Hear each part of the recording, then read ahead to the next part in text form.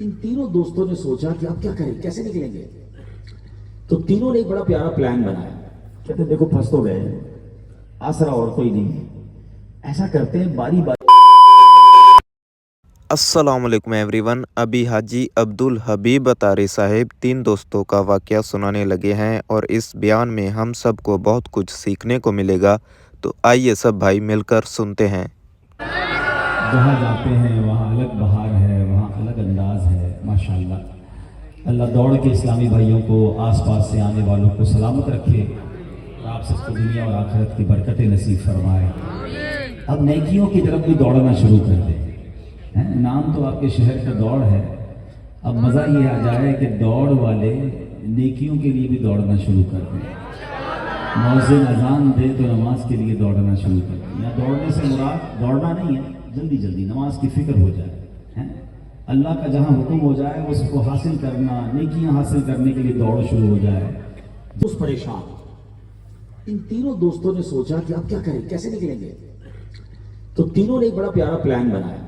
कहते देखो फंस तो गए, आसरा और कोई नहीं है, ऐसा करते हैं बारी बारी अल्लाह से दुआ करते हैं और जिंदगी में कोई अगर अच्छा अमल किया है ना, कोई भी नेक अमल किया है, उसका वसीला पेश करते हैं, उसका वास्ता अल्लाह को पेश करते हैं।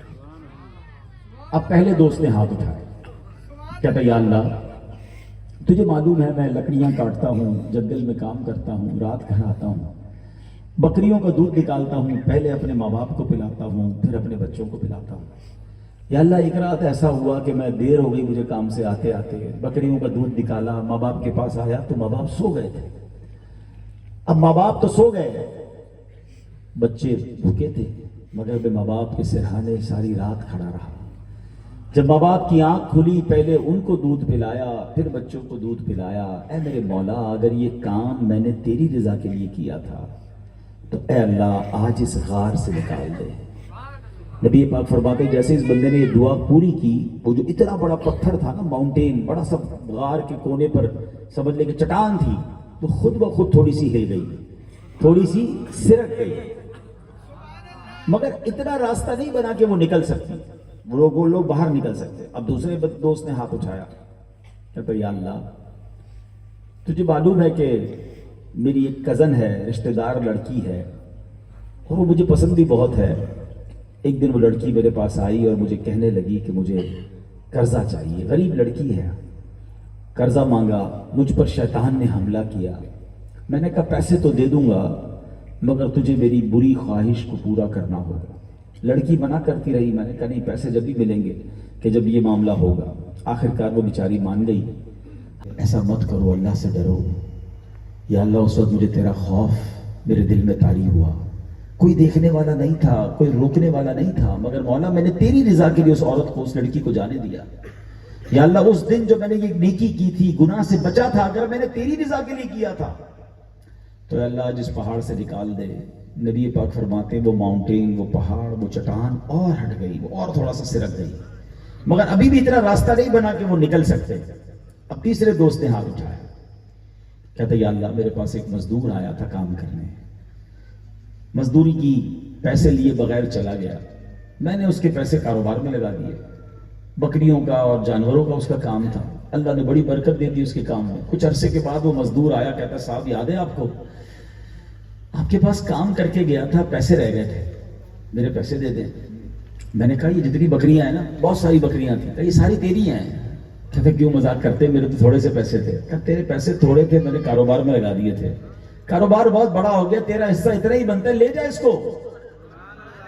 वो दुआएं देता हुआ बहुत सारी बकरियां ले गया। ऐ मेरे मौला जो मैंने अमानत सही तरीके से अदा की, उस मजदूर की मजदूरी अदा की, मालिक अगर वो काम तेरी रजा के लिए किया था तो आज बचा ले। प्यारे आका फरमाते वो चट्टान और हट गई और वो तीनों दोस्त उस गार से बाहर निकल गए। अब ये एक वाकया है, लेकिन ऐ दौड़ वालों, इस पे बहुत सारे सबक हैं। पहला सबक तो ये है कि कितनी भी बड़ी मुश्किल क्यों ना आ जाए, कितनी भी बड़ी चट्टान क्यों ना आ जाए, आपको क्यों ना ऐसा लगे कि जनाब सब खत्म हो गया है, सब बंद हो गया है, अब कुछ नहीं हो सकता, उस वक्त भी एक बात याद रखना कि बेशक मुझे लग रहा है कुछ नहीं हो सकता, मगर मेरा रब चाहे तो सब कुछ हो सकता है। اللہ سے دعا مانگو نا. آپ کو لگتا ہے کچھ نہیں ہو سکتا, آپ کو لگتا ہے معاملہ ختم, فنش, اتنا قرضہ ہو گیا اب نہیں اتر سکتا, ایسی بیماری ہو گئی اب صحت نہیں مل سکتی, گھر میں اتنا بڑا جھگڑا ہو گیا حل نہیں ہو سکتا, ہم کو لگتا ہے لائف کلوز. یہ جو لوگ خودکشی کی طرف جاتے ہیں نا, اس کی وجہ کیا ہوتی ہے, ڈپریشن میں کیوں جاتے ہیں, کہ ان کو لگتا ہے سب اب تو کچھ ہو ہی نہیں سکتا.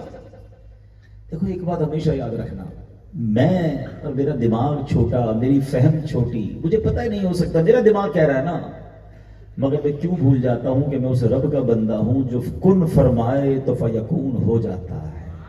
ان اللہ علی کل شیء قدیر. قرآن پڑھتے نہیں نا, اگر قرآن پڑھے تو پھر ڈپریشن نہیں ہوگی. قرآن میں واقعات موجود ہیں نا, آپ کو پتہ ہے نا حضرت یوسف کو کہاں ڈال دیا تھا بھائیوں نے, اندھیرے کنویں میں ڈال دیا تھا, باندھ کر 11 بھائی مار مار کر کنویں میں ڈال دیا. ہم جیسا ہو تو پھر ختم, فنش, اب تو مر گیا, کنویں میں سڑ جاؤں گا. مگر میرے رب نے اس کنویں سے بھی نکالا اور مصر کا بادشاہ بنا دیا. اللہ چاہے تو اندھیرے کنویں سے نکال کر مصر کا بادشاہ بنا سکتا. اچھا پھر چھری کا کام کیا ہے, دوڑ والوں, کاٹنا ہے نا, چھری کاٹتی ہے نا بھائی, لیکن رب چاہے تو حضرت ابراہیم نے حضرت اسماعیل کے گلے پہ کچھ چھری چلائی تھی نا, چھری نے کام کیا نہیں کیا نا, وہ چھری نے ان کی حفاظت کی, اللہ نے جنتی مینڈا بھیج دیا. تو رب چاہے تو چھری کاٹتی نہیں ہے, رب چاہے تو دریا ڈباتا نہیں ہے. سمندر اور دریا کا کیا کام ہے, ڈبانا ہے نا. مگر حضرت موسیٰ علیہ السلام کے ساتھیوں کے ساتھ کیا ہوا تھا, دریائے نیل نے راستہ دے دیا تھا, راستہ دیا, اور اسی راستے پر جب فرعون آتا ہے اپنے ساتھیوں کے ساتھ تو دریا نیل میں غرق بھی ہو جاتا ہے. اللہ چاہے تو دریا راستے دیتا ہے, اللہ چاہے تو چھری کام نہیں کرتی ہے. آگ کا کام کیا ہے, جلانا ہے نا.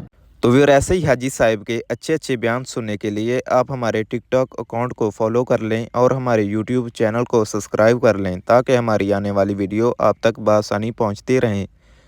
اور بھی حاجی صاحب کے اچھے اچھے بیان پڑے ہیں, وہ بھی آپ کا بھائی ترتیب سے اپنے اکاؤنٹ پہ ڈالتا جائے گا, ان میں بھی آپ سب کو بہت کچھ سیکھنے کو ملے گا. تو جلدی ملتے ہیں انشاءاللہ نیکسٹ ویڈیو میں. اللہ حافظ, شکریہ, بائے.